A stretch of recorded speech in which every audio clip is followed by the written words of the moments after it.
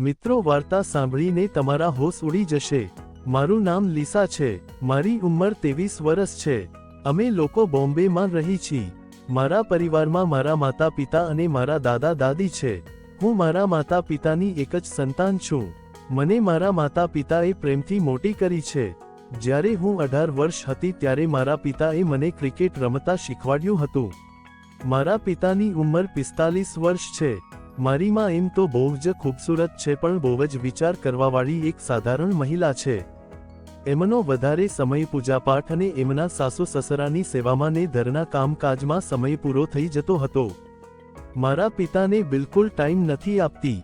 મારા પિતા પોતાનો બિઝનેસ ચલાવે છે। અમે એટલા તો ધનવાન નથી, પણ ભગવાનની કૃપાથી અમારા ઘરમાં કોઈ પણ જાતની કમી નથી। આ વાત ત્યારની છે જ્યારે હું 18 વર્ષની હતી। એક દિવસની વાત છે। રાત્રે અમે બધાએ ભોજન કર્યા પછી પોતપોતાના રૂમમાં સૂવા માટે ગયા હતા। જ્યારે હું સૂતી પણ નથી ને અચાનક મને લાગ્યું કે મારા માતા પિતાના રૂમમાંથી લડવાનો અવાજ આવી રહ્યો છે। મારો રૂમ પણ મારા માતા પિતા જોડે છે। મેં જિંદગીમાં પહેલીવાર તેમને લડતા જોયા છે, એટલે હું જાણવા માંગતી હતી કે કેમ ઝઘડતા હતા। તો હું જલ્દીથી ઉઠીને તેમને જોવાની કોશિશ કરી અને મારા રૂમમાં એક બારી હતી। તે બારી એમના રૂમમાં ખુલતી હતી, પણ તે બારી બહુ ઓછી ખોલતા હતા। આ બારી બહુ જૂની નથી। એમની બારીમાંથી એક આંખ બંધ કરીને જોયું। રૂમની અંદર નજારો જોયો તો મારા હોશ ઉડી ગયા। મારા પિતા ક્રિકેટ રમવા માંગતા હતા, પણ મારી માં એમને ના પાડતી હતી। પણ પિતાએ માને પ્રેમથી મનાવી। પછી એમને ક્રિકેટ રમવાનું શરૂ કર્યું। મેં મારી નજર ત્યાંથી હટાઈ નહીં અને તેની મસ્તીભરી રમત જોતી રહી। તેને જોઈને મારું હૃદય ક્રિકેટ રમવા માટે જોર જોરથી ધડકતું હતું। તે સમયે મેં પહેલીવાર કોઈને ક્રિકેટ રમતા જોયા। તે રાત્રે હું બિલકુલ સૂઈ શકી નહીં, કારણ કે મારા મગજમાં આ બધું ચાલી રહ્યું હતું। મેં જે જોયું તે જોયા પછી મારું મન અને હૃદય ક્રિકેટ રમવાના જુસ્સાથી ભરાઈ ગયું। બીજા દિવસે શાળાએ ગઈ અને આ બધું શાળામાં આખો દિવસ ચાલ્યું। રાત્રે જમ્યા પછી પિતા થોડીવાર બેસીને હિસાબ કરી રહ્યા હતા અને માં રસોડામાં કામ કરી રહી હતી। મેં વિચાર્યું કે પિતા સાથે મજા કરવાની આ એક સારી તક છે। હું પિતાને કોઈપણ રીતે આકર્ષિત કરવા માંગતી હતી। હું સારી રીતે જાણતી હતી કે મારી માં કલાક પહેલા રસોડામાંથી બહાર નહીં આવે, કારણ કે તે બધા કામ પતાવીને સીધી સૂઈ જતી હતી।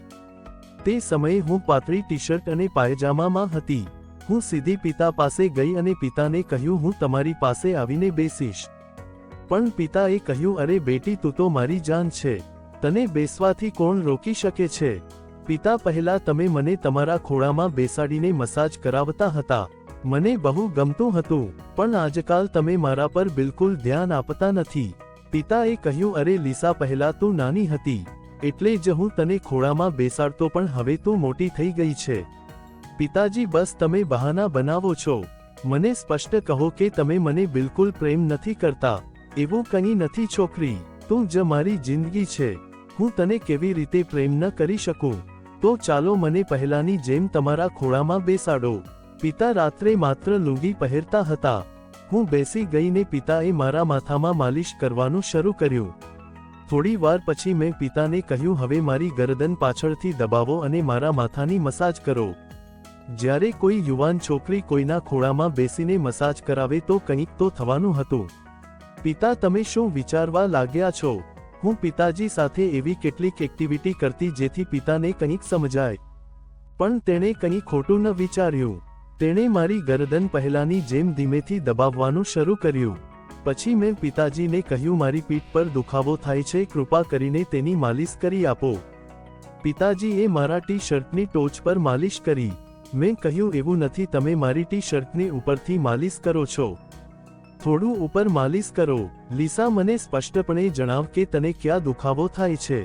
પિતા, તમે જે કરી રહ્યા છો તેનાથી થોડું ઉપર માલિશ કરો। પિતાજીને ખબર ન હતી કે હું શું ઈચ્છું છું, પણ હવે ધીમે ધીમે પિતાની અંદર શૈતાન જાગી ગયો હતો ને વિચારી રહ્યો હતો કે લીસા નિર્દોષ છે। તે કેવી રીતે જાણશે? થોડું કામ કરો તો પણ હું ઊભી ન થઈ। પછી તેણે કહ્યું, તમે શું વિચારી રહ્યા છો? પિતાજી, જો હું ઉઠું તો તમે મને ફરીથી બેસાડશો નહીં? થોડીવાર માટે બસ, ઠીક છે। હવે અમે બંને ચૂપ હતા, પણ આ મૌન લાંબુ ન ચાલ્યું। હવે મેં એવું કામ કર્યું છે કે જેનાથી મારા પિતા ગુસ્સે થઈ ગયા। પછી મેં પાછળ ફરીને પિતાના ગાલ પર એક કિસ કરી અને કહ્યું, આઈ લવ યુ પિતાજી. તમે ખૂબ સારા છો. ખરેખર તમે દુનિયાના સૌથી શ્રેષ્ઠ પિતા છો. પિતાજી, આટલા દિવસો પછી તમે મારી સાથે આ કર્યું. હું તમને જવા નહીં દઉં. તમે મારું કામ કરો. તમે સૂઈ જાવ, મને થોડું કામ છે. હું પછી સૂઈ જઈશ. હું સીધી મારા પલંગ પર ગઈ અને સૂઈ ગઈ. એક ક્ષણ યાદ કરવા લાગી ત્યારે અચાનક મને બહારથી કોઈ અવાજ સંભળાયો. હું જલ્દીથી ઊભી થઈ અને બહાર ગઈ. પપ્પાને રસોડામાંથી પાણી લેતા જોઈ. મેં કહ્યું, પિતા, તમે હજી સૂતા નથી.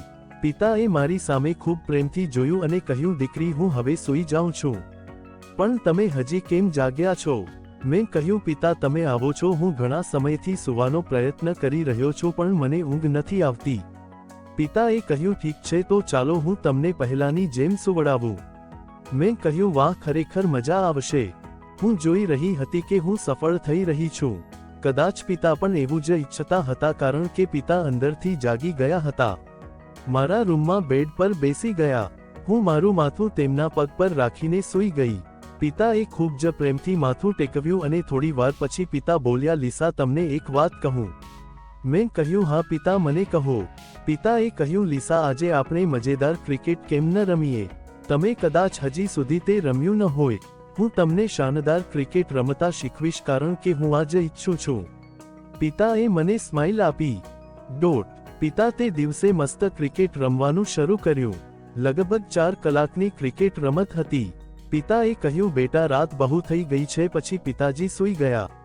આવી જ વાર્તા સાંભળવા માટે ચેનલને સબસ્ક્રાઇબ અને વિડીયોને લાઇક કરજો દોસ્તો. ધન્યવાદ.